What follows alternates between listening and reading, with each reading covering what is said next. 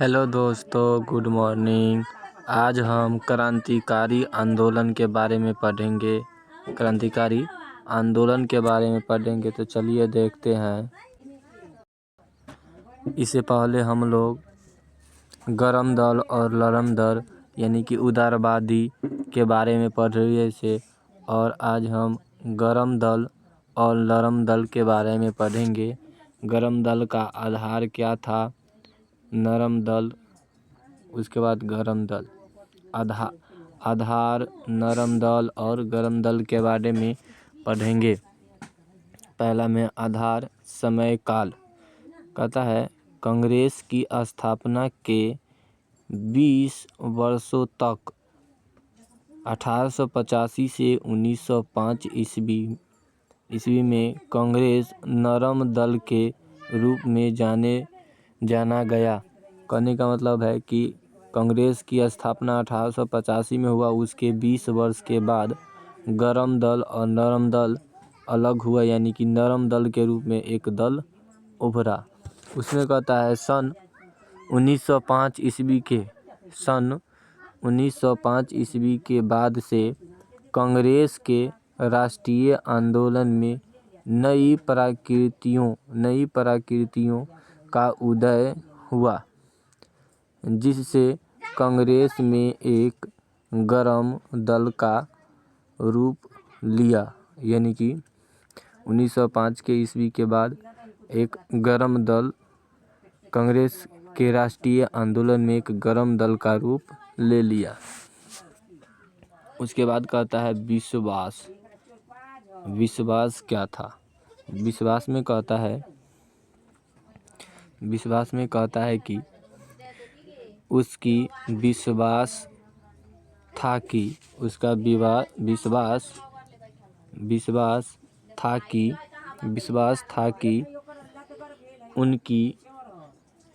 उनकी जायज़ मांगे सरकार स्वीकार कर लेगी, इसीलिए वे प्रस्ताव पास कर प्रतिवेदन तैयार कर विचारार्थ सरकार के पास भेजते थे।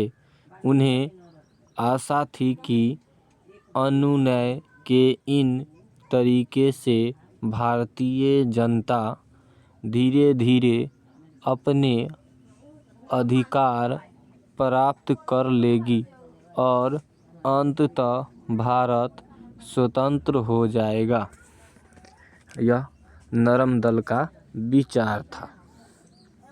उसके बाद गरम दल का विचार था कि 19वीं सदी के अंतिम वर्षों में नए नेता सामने आए। 19वीं सदी के अंतिम में नए नेता सामने आए। उनका विश्वास था कि केवल अनुनय विनय करके भारतीय अपने अधिकार नहीं प्राप्त कर सकते हैं। इसीलिए उन्होंने जनता को आत्मबल का पाठ पढ़ाया और उनमें देश प्रेम की भावना भर दी। उन्होंने जनता को देश के लिए कोई भी देने के लिए तो गरम दल का ये विचार था कि वह भारत तभी आज़ाद हो सकता है जब भारतीय चाहे। इसीलिए गरम दल ने भारतीयों के मन में भारतीयों को देश के प्रति प्यार की भावना जगाई। उसके बाद है प्रमुख नेता।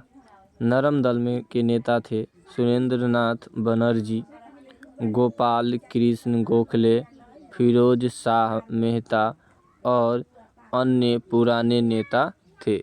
गरम दल के नेता थे बाल गंगाधर तिलक, बिपिन चंद्र पाल, लाला लाजपत राय और अरविंद घोष। ये सब गरम दल के नेता थे। अगला पॉइंट में कहता है भारत में क्रांतिकारी गतिविधियों की शुरुआत। भारत में क्रांतिकारी गतिविधियों की शुरुआत महाराष्ट्र से हुई थी। भारत में क्रांतिकारी गतिविधियों की शुरुआत कहाँ से हुई? तो महाराष्ट्र से हुई, जिसे उभरने का श्रेय बाल गंगाधर तिलक के पत्र केसरी को जाता है, जबकि क्रांतिकारी आंदोलन का प्रधान केंद्र बंगाल था। क्रांतिकारी आंदोलन का प्रधान केंद्र कहाँ था? तो बंगाल था। उसके बाद कहता है क्रांतिकारी आंदोलन 2 क्षेत्रों में हुई। क्रांतिकारी आंदोलन कितने क्षेत्र में हुई? तो 2 क्षेत्र में हुई, जिसमें से पहला है भारत और दूसरा है विदेशी। पहला है भारतीय क्षेत्र और दूसरा है विदेशी क्षेत्र। भारतीय क्षेत्र और विदेशी क्षेत्र। पहला में कहता है भारत में क्रांतिकारी आंदोलन 2 चरणों में हुई, प्रथम चरण तथा द्वितीय चरण। कहता है क्रांतिकारी आंदोलन का प्रथम चरण। इसमें कहता है बाल गंगाधर तिलक ने क्रांतिकारी युवाओं को एकजुट होने, राष्ट्रवाद की भावना भरने तथा सशस्त्र की प्रशिक्षण देने के लिए 1893 में गणपति महोत्सव तथा 1895 ईस्वी में शिवाजी महोत्सव प्रारंभ किया। कहने का मतलब है कि जो बाल गंगाधर तिलक है, उन्होंने क्रांतिकारी युवाओं को एकजुट यानी कि एक साथ करने के लिए 2 महोत्सव यानी कि फेस्टिवल को शुरुआत किया था। पहला फेस्टिवल जो कि 1893 ईस्वी में हुआ था, गणपति महोत्सव को शुरू किए थे, और दूसरी 1895 ईस्वी में शिवाजी महोत्सव को। उसके बाद कहता है इनका कहना था कि स्वराज मेरा जन्मसिद्ध अधिकार है और मैं इसे लेकर रहूँगा। तो स्वराज मेरा जन्मसिद्ध अधिकार है और मैं इसे लेकर रहूँगा, यह कथन किसका है? तो बाल गंगाधर तिलक का कथन है कि स्वराज मेरा जन्मसिद्ध अधिकार है और मैं इसे लेकर रहूँगा। इसने कहा था? तो बाल गंगाधर तिलक ने कहा। और बाल गंगाधर तिलक ने 1893 ईस्वी में गणपति त्योहार की शुरुआत किया और वही 1895 ईस्वी में शिवाजी महोत्सव की शुरुआत कर दिया। आशा करता तो दोस्तों आप लोग समझ रहे होंगे। तो चलिए आगे देखते हैं। अगला पॉइंट है तिलक की प्रेरणा से महाराष्ट्र में आर्य बांधव समिति नामक क्रांतिकारी संगठन की स्थापना हुई। तो बाल गंगाधर तिलक की सहायता से महाराष्ट्र में किसका स्थापना हुआ? तो आर्य बांधव समिति की स्थापना हुई। किसकी हुई? तो आर्य बांधव समिति की स्थापना हुई। उसके बाद है व्यायाम मंडल।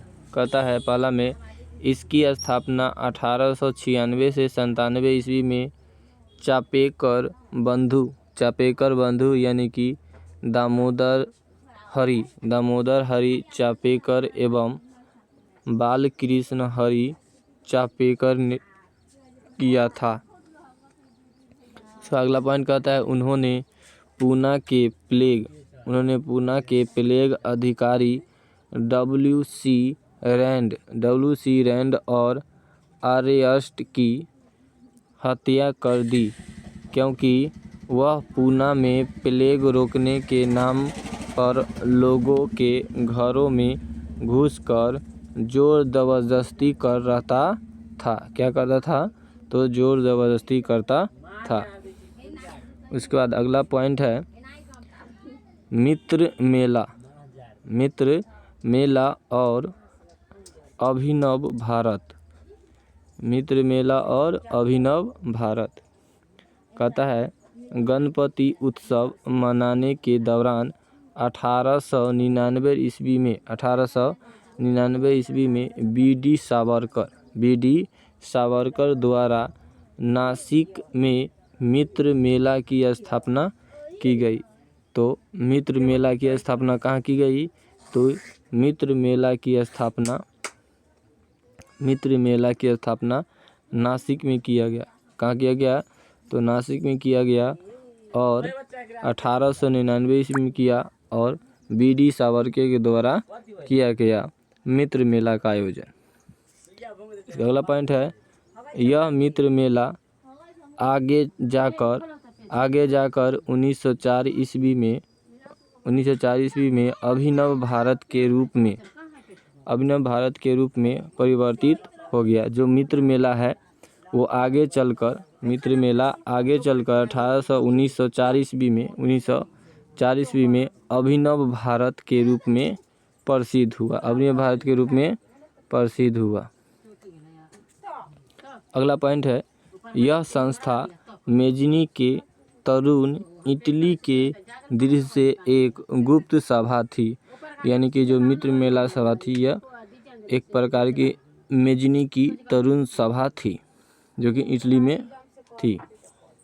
उसके बाद कहता है, इसी अभिनव भारत के एक सदस्य अंतःलक्षण कन्हरे ने दिसंबर 1909 में नासिक के मजिस्ट्रेट जैक्सन की हत्या कर दी।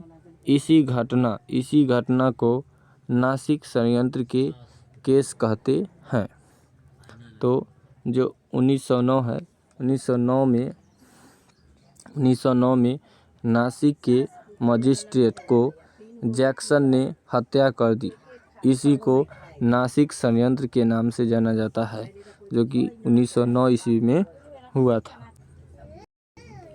उसके बाद है, इसी संस्था के सदस्य पांडुरंग